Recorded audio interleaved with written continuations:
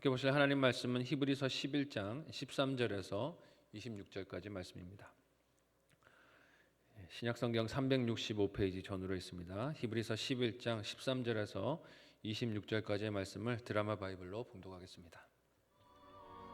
이 사람들은 다 믿음을 따라 죽었으며 약속을 받지 못하였으되 그것들을 멀리서 보고 환영하며 또 땅에서는 외국인과 나그네임을 증언하였으니 그들이 이같이 말하는 것은 자기들이 본향 찾는 자임을 나타냄이라. 그들이 나온 바 본향을 생각하였더라면 돌아갈 기회가 있었으려니와 그들이 이제는 더 나은 본향을 사모하니 곧 하늘에 있는 것이라. 이러므로 하나님이 그들의 하나님이라 일컬음 받으심을 부끄러워하지 아니하시고 그들을 위하여 한 성을 예비하셨느니라. 아브라함은 시험을 받을 때 믿음으로 이삭을 드렸으니 그는 약속들을 받은 자로 돼 그 외아들을 드렸느니라. 그에게 이미 말씀하시기를 내 자손이라 칭할 자는 이삭으로 말미암으리라 하셨으니 그가 하나님이 능히 이삭을 죽은 자 가운데서 다시 살리실 줄로 생각한지라. 비유컨대 그를 죽은 자 가운데서 도로 받은 것이니라. 믿음으로 이삭은 장차 있을 일에 대하여 야곱과 에서에게 축복하였으며 믿음으로 야곱은 죽을 때 요셉의 각 아들에게 축복하고 그 지팡이 머리에 의지하여 경배하였으며 믿음으로 요셉은 임종시에 이스라엘 자손들이 떠날 것을 말하고 또 자기 뼈를 위하여 명하였으며 믿음으로 모세가 낳았을 때 그 부모가 아름다운 아이임을 보고 석 달 동안 숨겨 왕의 명령을 무서워하지 아니하였으며 믿음으로 모세는 장성하여 바로의 공주의 아들이라 칭함받기를 거절하고 도리어 하나님의 백성과 함께 고난받기를 잠시 죄악의 낙을 누리는 것보다 더 좋아하고 그리스도를 위하여 받는 수모를 애굽의 모든 보화보다 더 큰 재물로 여겼으니 이는 상주심을 바라봄이라. 아멘. 함께 읽은 본문의 말씀을 가지고 참된 상을 향한 여정이라는 제목으로 말씀 나누고 함께 기도하도록 하겠습니다. 신앙 여정을 출발한 하늘 나그네들에게는 그 여정에는 항상 순풍만 있지 않습니다. 역풍을 만나기도 하고 그 길을 포기하라고 종용하는 핍박을 받기도 합니다. 또 때로는 굳이 그렇게 힘든 길을 끝까지 갈 필요가 있느냐고 유혹하는 시험도 회유하는 시험도 계속해서 밀려옵니다. 내가 겪는 어려움도 참 힘든 것이지만 타인이 겪는 내 믿음의 지체들이 겪는 어려움, 고통들을 보다가 내 마음이 실족해서 넘어지기도 합니다. 저렇게 하나님을 사랑하고 섬겼는데 이 땅에서 너무 찌질해 보이는 모습으로 끝나는 것 같은 그런 모습이 보일 때 믿음을 지킬 이유가 어디 있는가 하고 마음에 회의가 밀려들기도 합니다. 저도 그런 시련이 있었고 지금도 있고 앞으로도 다가올 것을 예측해 봅니다. 특히 과거에 제가 많이 힘들었던 시간은 아버지의 죽음이었습니다. 신학 공부를 결심하시고 그렇게 늦은 나이에 하나님께 회개하고 돌이켜서 신학을 공부하고 사역자리기를 가겠다라고 하셨는데 사역은커녕 공부도 다 마치지 못하고 돌아가시는 모습을 보면서 이게 하나님이 말씀하신 공의고 정입니까 하는 마음이 들어 젊은 날에 참 회의가 많이 들었습니다. 공부도 마치지 못하고 돌아가신 그 모습이 제 눈에는 믿음이 정당한 보상을 받지 못한 것이다 라고 여겨져서 교회를 떠날 생각도 했었어요. 근데 하나님께서 제 삶을 군대라는 환경에 묶어두셔서 또 교회 군종실이라는 환경에 묶어두셔서 그렇게 할 수 없게 하셨습니다. 당시에는 그것이 참 이해가 되지 않고 왜 내 삶에 우리 아버지의 삶에 이런 고통이 있는가를 느꼈지만 돌아보면 하나님께서 저를 빚어오신 손길이었음을 뒤늦게나마 깨닫게 되어집니다.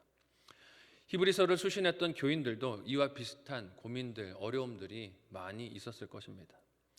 믿음을 지키면서 기다려도 예수님은 오시지 않습니다. 금방 오신다고 했는데 그 예수님께서는 오시지 않는 하루하루를 지나는 중에 있었어요. 순교를 당하면서 곁에서 사라져가는 지체들, 성도들이 있었습니다.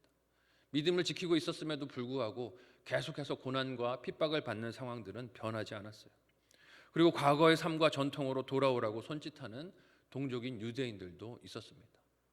왜 그런 데 가서 힘들게 사느냐고 다시 유대교 전통으로 돌아오라고 구원에 대해서 그렇게 불안하고 염려할 필요가 뭐가 있느냐고 다시 제사 드리는 삶으로, 할례의 삶으로 이렇게 확실한 구원으로 돌아오라고 유혹하는 손짓들도 있었을 것입니다. 이런 상황 속에서 오늘 내 믿음을 지키고 사는 것이 무슨 의미가 있는 것인지 혼란스러운 마음도 그들에게 있었을 거예요. 그래서 흔들리고 있었던 지체들에게 과거 믿음의 사람들, 오늘 본문의 히브리서 저자는 과거 믿음의 사람들과 그들이 살았던 삶의 모습을 예로 제시하고 있습니다. 믿음을 따라 살았던 선배들의 삶을 오늘 본문은 어떻게 히브리서를 수신하고 있는 수신자들에게, 그리고 저와 여러분에게 묘사하며 증거하고 있습니까? 함께 본문 13절에서 16절까지의 내용을 한 목소리로 읽어보도록 하겠습니다. 같이 읽습니다. 시작. 이 사람들은 다 믿음을 따라 죽었으며 약속을 받지 못하였으되 그것들을 멀리서 보고 환영하며 또 땅에서는 외국인과 나그네임을 증언하였으니 그들이 이같이 말하는 것은 자기들이 본향 찾는 자임을 나타냄이라. 그들이 나온 바 본향을 생각하였더라면 돌아갈 기회가 있었으려니와 그들이 이제는 더 나은 본향을 사모하니 곧 하늘에 있는 것이라. 이러므로 하나님이 그들의 하나님이라 일컬음 받으심을 부끄러워하지 아니하시고 그들을 위하여 한 성을 예비하셨느니라. 아멘. 13절이 말하는 이 사람들은 어제 본문에서 살폈던 아벨과 에녹과 노아와 아브라함, 또 사라, 이삭, 야곱과 같은 인물들입니다. 믿음으로 살았던 사람들이에요. 오늘 본문은 그들이 다 믿음을 따라서 죽었습니다라고 기록하고 있어요. 비록 땅에서 육신의 생명이 있는 날 동안에는 그들의 믿음이 어떻게 구체적으로 성취되는지 보지 못했다라는 것을 말해주는 것입니다. 그들이 살아있는 동안에는 그 믿음이 어떤 결실을 거두었는지 그들 눈으로, 육신의 눈으로는 확인 못했어요. 하지만 하나님께서 하신 약속의 결정체인 예수 그리스도를 그들이 보지 못했음에도 불구하고 그들은 믿음으로 그것을 환영하고 걸었다라고 합니다. 멀리서 보고 환영했다라고 말하고 있어요. 이 말은 믿음으로 살았던 그들의 영적 안목이 자신들의 삶이 예수님께로 돌아가야 하는 나그네의 사명을 받고 있음을 알고 붙들고 있었다는 의미입니다. 그래서 그들이 어떤 삶을 살았다고 오늘 본문이 말하고 있습니까? 정착민으로 살지 않고 나그네로 살고 이방인으로, 외국인으로 살았다라고 기록하고 있어요. 여러분, 누가 이 땅에서 나그네로, 이방인으로 사는 것을 달가워하겠습니까? 할 수만 있다면 수단과 방법을 가리지 않고 이 땅에서 정착하고 싶은 것이 사람의 욕구입니다. 그래서 한국 사회도 집 사는 것에 그렇게 열을 올리는 것이 아닌가 하는 생각이 듭니다. 빚을 내서라도, 그냥 무리를 해서라도 그렇게 집을 마련해서 거기에 정착하고 나는 더 이상 나그네로 살지 않아도 돼, 불안하지 않아, 나는 안정된 삶을 살고 있어 라고 말하고 싶은 욕심이 있는 것이 아닐까 생각이 듭니다. 하지만 하나님의 인도하심을 믿었던 사람들은 그들이 땅에서 나그네로 불리는 것을 마다하지 않았어요. 나는 나그네야, 이방인이야, 이렇게 사는 것이 나에게 옳은 길이야 라는 것을 믿음으로 받아들인 것입니다. 16절은 그것이 더 나은 본향, 하늘에 하나님이 예비하신 한 성을 사모했기 때문이다 라고 기록하고 있어요. 하나님이 나에게 마련해 주신 거처가 있기 때문에 이 땅에서 거처가 없어도 그것을 기쁨으로, 믿음으로 받아들이고 살아갔던 것입니다. 이렇게 비록 땅에서 그들의 수명이 다해도 하나님께서 주신 약속을 사모하며 기뻐했던 인물로 많은 유대인들이 모세를 기억할 것입니다. 모세의 삶이 어땠습니까? 평생을 약속의 땅을 바라보고 걸었어요. 40년 동안 하나님이 주신 사명으로 이스라엘 백성을 인도하는 사명을 감당할 때 들어갈 약속의 땅을 사모하며 걸어갔던 인생이었습니다. 그렇게 이스라엘 백성들을 약속의 땅을 향해 이끌고 갔지만 정작 자신은 어떻게 됐습니까? 그 땅에 들어가지 못했어요. 멀리서만 그 땅을 바라볼 수밖에 없었습니다. 하지만 모세는 하늘 나그네로서 이 땅에서 잠깐 머물다 떠나기를 마다하지 않고 순종합니다. 하나님께서 너의 사명은 여기까지야, 그 땅에 못 들어가고 저 땅을 멀리서만 보는 것이 너의 역할이야 했을 때에도 그는 믿음으로 하나님이 자신을 그곳까지 부른 것을 믿고 순종한 것입니다. 그에게 자신의 죽음에도 주신 약속이 변함없이 이루어질 하나님을 신뢰하는 믿음이 있었던 것을 우리가 볼 수 있습니다. 이런 나그네 여정에 어떤 시험과 어려움들이 찾아온다고 오늘 본문이 말합니까? 함께 17절에서 22절까지의 본문 내용을 좀 길지만 같이 한 목소리로 읽어보겠습니다. 같이 읽습니다. 시작. 아브라함은 시험을 받을 때 믿음으로 이삭을 드렸으니 그는 약속들을 받은 자로 돼 그 외아들을 드렸느니라.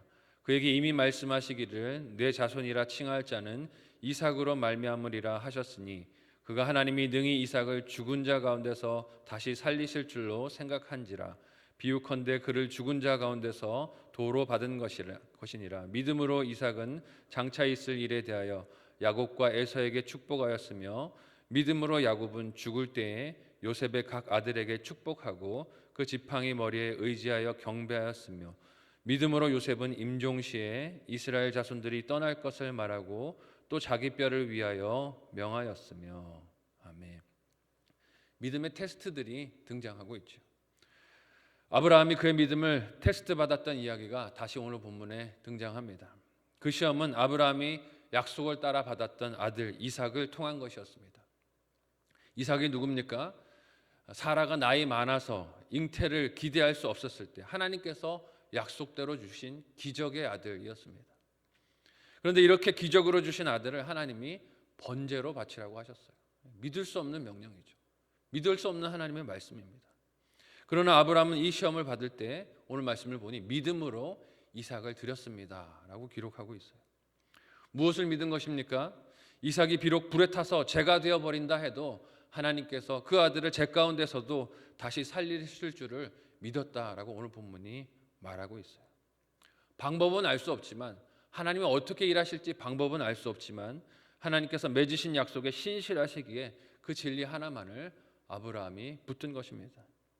이는 아브라함이 자신을 부르신 하나님을 창조주로 믿었고 죽은 자들 중에서도 그 아들 이삭을 살려서 일으키실 수 있는 능력이 계신 분인 것을 신뢰하고 따랐다는 것을 의미합니다.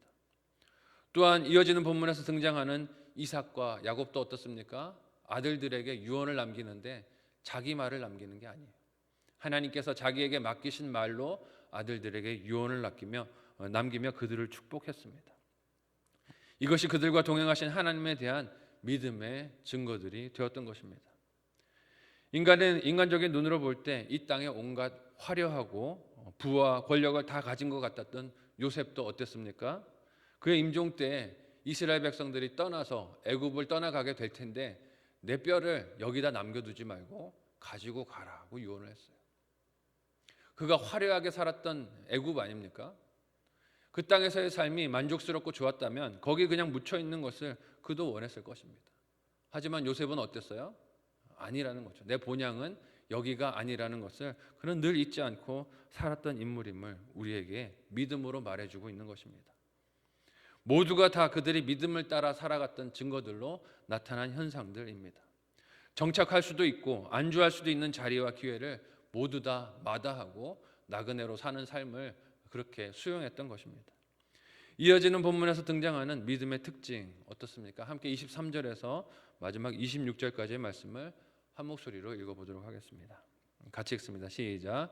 믿음으로 모세가 났을 때 그 부모가 아름다운 아이임을 보고 석 달 동안 숨겨 왕의 명령을 무서워하지 아니하였으며 믿음으로 모세는 장성하여 바로의 공주의 아들이라 칭함받기를 거절하고 도리어 하나님의 백성과 함께 고난받기를 잠시 죄악의 낙을 누리는 것보다 더 좋아하고 그리스도를 위하여 받는 수모를 애굽의 모든 보화보다 더 큰 재물로 여겼으니 이는 상 주심을 바라봄이라. 아멘. 상 주심을 바라봤기 때문에 땅에 더 좋아 보이는 것들을 취하지 않고 하늘에 더 좋은 것을 취했다라고 기록하고 있습니다. 믿음의 특징이 어떻습니까? 믿음이 없는 사람들과 바라보는 게 다르다는 것을 알 수 있어요. 믿음이 없는 자들은 이 땅에서 부를 누리는 것, 안정을 누리는 것, 정착하는 것이 좋아 보이지만 하나님을 따르는 자들은 그 반대의 것들이 더 좋아 보이고 그것을 따랐다는 것입니다. 그 믿음의 눈 때문에 모세의 부모는 애굽 왕 바로의 명령을 두려워하지 않았다라고 기록하고 있습니다. 그 아들인 모세는 왕자로 불리는 것을 거부했다. 이 시대에 누가 왕자로 불리는 것을 거부하고 싶겠습니까? 할 수만 있으면 왕자로 불리고 싶고 내 자녀들도 그렇게 불리기를 원해서 교육에 열을 올리는 시대를 살고 있습니다. 할 수만 있으면 더 가지려고 몸부림치는 시대를 살아가고 있어요. 하지만 모세는 믿음 때문에 이 모든 것을 거절하고 밀쳐냈다라고 오늘 본문이 기록하고 있습니다. 모세가 기뻐한 것은 하나님의 백성들과 함께 고난을 받는 것이었고 바라보는 것이 달랐기에 택하는 것도 달랐습니다라고 말하고 있어요. 모세의 부모와 모세가 바라본 것은 이 세상에서, 이 땅에서 받는 상이 아니라 하나님이 주시는 상이었습니다. 영원한 상, 하나님께서 주시는 생명을 바라보고 진정한 상이 보였기에 다른 유익을 거절하고 걸어갈 수 있었던 것입니다. 그 삶이 때로는 이 땅에서 허망하게 끝나는 것처럼 보일 수 있습니다. 저렇게 살다 죽은들 무슨 소용이 있는가 하고 그렇게 회의가 드는 인생의 모습으로 다가올 수 있어요. 하지만 믿음은 그 속에 담긴 참된 행복과 상을 바라보고 오늘을 견디고 오늘을 누리는 것임을 봅니다. 저와 여러분이 오늘 그렇게 나에게 상 주시는 하나님께 고정된 시선으로 흔들리지 않는 믿음으로 승리하시기를 예수님의 이름으로 간절히 축복합니다. 아멘.